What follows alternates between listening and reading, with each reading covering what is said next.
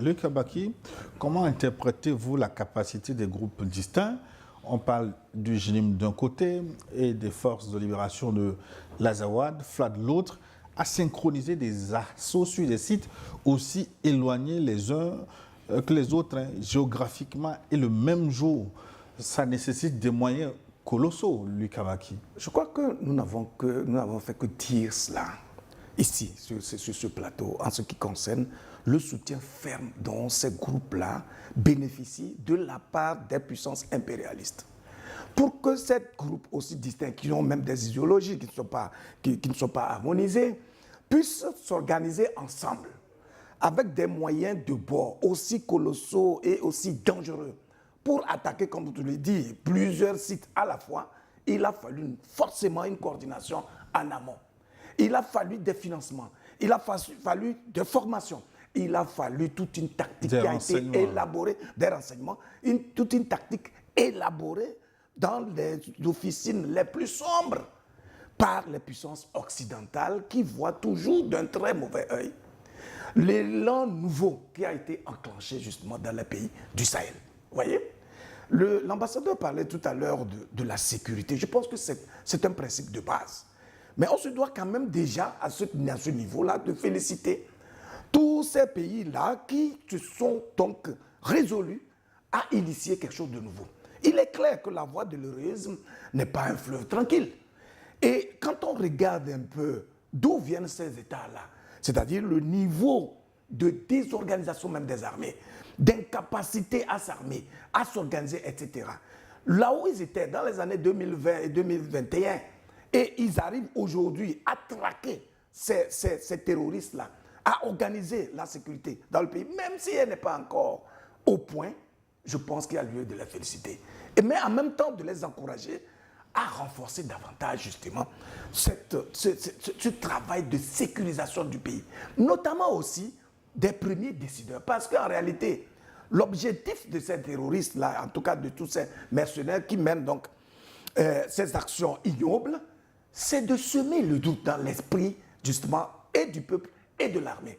C'est de les distraire, de faire en sorte qu'ils ne soient pas aussi focalisés sur cet impératif de se construire et de rester dans une dynamique tout à fait unitaire.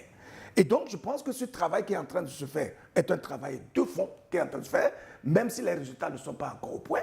Et on comprend bien combien ces impérialistes sont véritablement résolus et n'entendent vraiment pas laisser la voie, en tout cas aucune faille aux dirigeants du Sahel, de sorte qu'ils puissent se construire. Mais, qu'à cela le tienne, il est clair qu'ils n'ont pas d'autre choix que de continuer ce combat-là et de s'organiser davantage avec la complicité résolue du peuple. Et en cela, il faut saluer la réaction du peuple du Mali hier, où il y en a qui sont carrément sortis pour traquer, aider les forces de l'ordre et de sécurité à traquer justement ces terroristes-là. C'est ce que nous cherchons. Et ça, c'est le résultat d'un travail de fond, du nouveau narratif qui a été construit et qui permet donc à chaque citoyen de comprendre son rôle dans l'écosystème sociopolitique qui est en cours de construction. Nous reviendrons sur la riposte, Excellence Soroyou Kegewe, pour envoyer autant d'hommes. On parle de milliers de terroristes qui ont envahi ces différentes villes. Forcément, il faut avoir une base arrière solide qui nourrit, qui finance, qui protège. Est-ce qu'il n'est pas temps de ressortir au grand jour la question des bases arrières des terroristes qui attaquent le Mali? Oui, vous avez parlé tantôt de l'ampleur du nombre des attaquants et des moyens. Les moyens, c'est les plus faciles à trouver. Il suffit de faire tourner la planche à billets à Chamalières et puis c'est réglé. Ça ne demande aucun moyen, c'est gratuit. C'est le CFA. On fait tourner la planche à billets et on leur donne. Ça ne coûte rien. Les armes, les drones même avec lesquels ils font des attentats là-bas, ça vient d'où? Mais vous n'êtes pas sans savoir. Parce qu'aujourd'hui, rien n'est isolé. Hein. Tout est lié. Tous les problèmes de sécurité du monde sont liés. N'oubliez pas qu'il y a des pays qui refusent obstinément que la guerre d'Ukraine finisse. Pourquoi?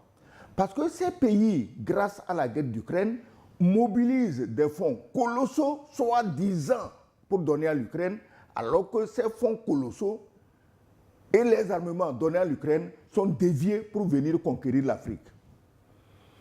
Les bases arrières, mais justement, quels sont les pays africains qui hébergent de soi-disant ambassades terroristes ukrainiennes? Il faut aller chercher là-bas. Donc les bases arrières, je ne veux pas citer des pays, mais on sait d'où ils viennent. On te dit que, d'abord, on dit Azawad, le FLA, le Front de libération de l'Azawad. J'ai vu toute une foule de prisonniers de guerre, c'est-à-dire que des gens qu'on a arrêtés. Quand tu regardes dedans, tu vois combien de Touaregs. Les Touaregs, on les connaît, ils ont la peau claire. Peut-être tu trouveras, moi j'ai regardé, peut-être je vois mal, mais sur ces centaines, peut-être tu trouveras 10 Touaregs. Le reste vient d'où? On dit que la plupart parlaient anglais. Ah, comment? Ils parlent anglais. Ils sortent d'où ils parlent anglais. Tu regardes au nord du Mali, il n'y a pas un pays anglophone, c'est des pays arabophones. Tu regardes au sud du Mali, il y a des pays anglophones. Mais quand tu vois le physique des gens, ce n'est quand même pas les côtiers anglophones, parce que nous, les côtiers anglophones, on est tous ronds comme toi, comme lui, comme moi. On n'est pas maigrichons. Donc, probablement, on est allé jusqu'au Darfour pour recruter. Parce que le Darfour, c'est le pays où les pays du Golfe, les Émirats, financent des massacres contre les Noirs pour s'approprier leur or. Parce que ce n'est pas seulement les Blancs qui nous volent. Si nous avons peur de dire les choses comme elles se passent, mais nous serons toujours perdants. Ce n'est pas seulement les Blancs. Donc, si les gens parlent anglais, probablement, quand tu regardes leur physique, ils ont plus de chances de venir du Darfour que du Nigeria, du Ghana, de la Sierra Leone ou du Libéria. Parce que ces gens-là, physiquement, quand tu les vois, on sait à peu près qui c'est. Donc, l'argent est là, gratis. Le recrutement, on va recruter de pauvres gars qui ne savent absolument rien de la géopolitique. Parmi eux, beaucoup sont arrivés à Bamako pour la première fois dans leur vie. Beaucoup, parmi eux, ne peuvent pas sur une carte dire c'est ça le Mali et c'est ça Bamako. On les a recrutés avec des promesses, on les a amenés et on les a largués. Maintenant, la seule question qu'on pose partout dans le monde, quand il y a un crime, à qui profite le crime? Ils ont attaqué où et où? En réalité, ils ont fait des attaques éparpillées. Ça ne veut pas dire qu'ils visaient à prendre toutes ces villes qu'ils ont attaquées. Ils voulaient faire diversion, mais en ayant pour objectif de prendre quelque chose quand même. Kidal, je dis Kidal, le camp Kati. Mais n'oubliez pas que le terroriste français, il s'appelle quoi, Visilier ou machin, c'est là-bas qu'il est retenu, hein, il est à Kati, hein, le terroriste il est là-bas. Donc maintenant, si on déverse toute une foule de terroristes là-bas, ce n'est pas exclu que ce soit dans l'intention de le libérer. Entre terroristes, la coopération est automatique. Maintenant, on dit qu'ils ont pris Kidal. Mais ils n'ont pas pris Kidal, parce que Kidal est la terre promise par Sarkozy aux terroristes Touaregs. Je précise bien terroristes Touaregs parce que les Touaregs sont un peuple qui vivent sur cette terre depuis des siècles en bonne intelligence avec le reste des habitants du Sahel. Maintenant, les terroristes Touaregs, initiés par Sarkozy pour assassiner Kadhafi, vous m'aidez à tuer Kadhafi et moi je vous donne l'Azawad.